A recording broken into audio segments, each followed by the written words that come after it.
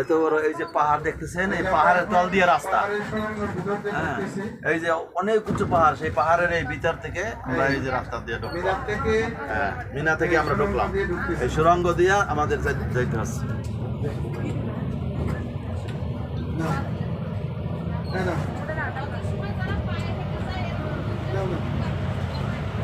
আমরা এখন পাহাড়ের ভিতরে আছি।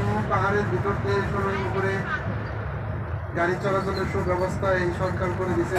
অনেক বড় পাহাড়, এগুলো আমাদের দেশের মাটির পাহাড় নয়, এগুলো পাথরের পাহাড়।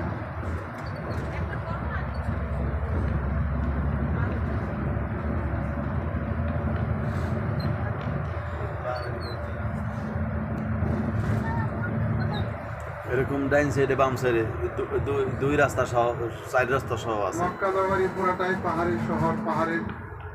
এখন কি যাচ্ছে জাবালে নূরে? হ্যাঁ, জাবালে দৌড়ে যাবো। মানে পাহাড় থেকে বের হলাম, এই যে মিনা এখান দিয়ে দেখা যাচ্ছে এখন থেকে সম্পূর্ণ ডান পাশে।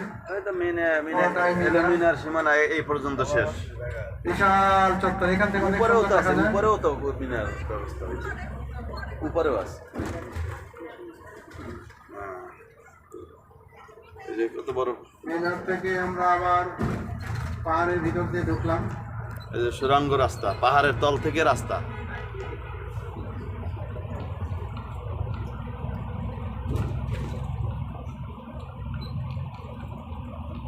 আল্লাহ তাআলা আমাদের সবাইকে বড় হজ করার তৌফিক দান করুন। সবাই নিয়ত করি, কারণ আল্লাহ তাআলা বান্দার নিয়তের উপরেই মুআমালা করেন।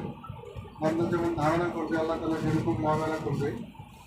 যেহেতু আমরা উমরা সফর করলাম, উমরাতে এসে আমরা সৌদি আরবের বিভিন্ন ঐতিহাসিক স্থান দেখলাম। মূলত দিনের ভিতরে এই চাহাত থাকা দরকার। আল্লাহ তাআলা তাদের মাল দিয়েছেন। মানুষের কিন্তু হজ একবারই ফরজ হয়। একবার কীভাবে ফরজ হয়? যখন কেউ ওই পরিমাণ আসা যাওয়ার খরচ এবং ওই পরিমাণ ঘরে, ততদিন আমি থাকবো সৌদি আরবের সফরে, ঘরে আমার পরিবারের খাবারের জন্য ওই পরিমাণ খরচ, এতটুকু পরিমাণ অর্থ সম্পদ আল্লাহ তাআলা যাকে দান করবে তার উপরেই হজ খরচ হয়ে যাবে। পরবর্তীতে যদি আমার অর্থ চলে যায়, গরিব হয়ে যায়, কিন্তু আমার ঘরে ফরজ হুকুমটা থেকে যাবে। এই জন্য উলামায়ে কেরাম বলেন, যখন কারো মাল হয়ে যায়, ফরজ হয়ে যায়, সাথে সাথে হজ করে দেওয়া। কারণ মানুষের পরিবর্তন কখন হয়? আজকে সে বড় লোক, কালকে গরিব, আজকে ধনী, কালকে ফকির। অর্থের পরিবর্তন, সময়ের পরিবর্তন, মালের পরিবর্তন আল্লাহ তাআলাই করেন। এই জন্য আল্লাহ আমাদের যাদেরকে তৌফিক দান করছেন, আমরা ইনশাআল্লাহ নিয়ত করে আল্লাহ যেন আমাদেরকে খুব শীঘ্রই আল্লাহর ঘরে আবার নিয়ে আসেন।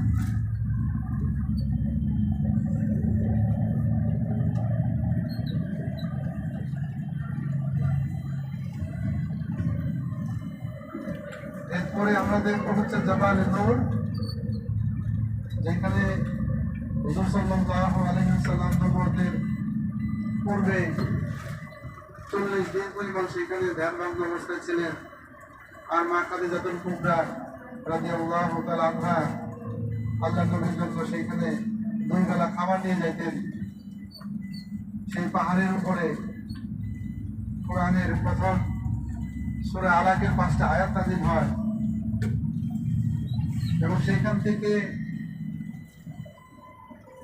প্রথম যখন জিবরাইল আলাইহিস সালাম আল্লাহ রাসূলের কাছে আসেন, এই সূরা আলাকের 5 আয়াত দিয়ে, ঘরে এসে সাথে সাথে আল্লাহ রাসূল খাদিজাতুল কুবরা রাদিয়াল্লাহু তাআলা ঘরে এসে জ্বরে কম্পনে ভয়ে বিধ্বস্ত হয়ে শুয়ে পড়েন। আর আম্মাজান বলতেছেন যে আপনার কি হলো?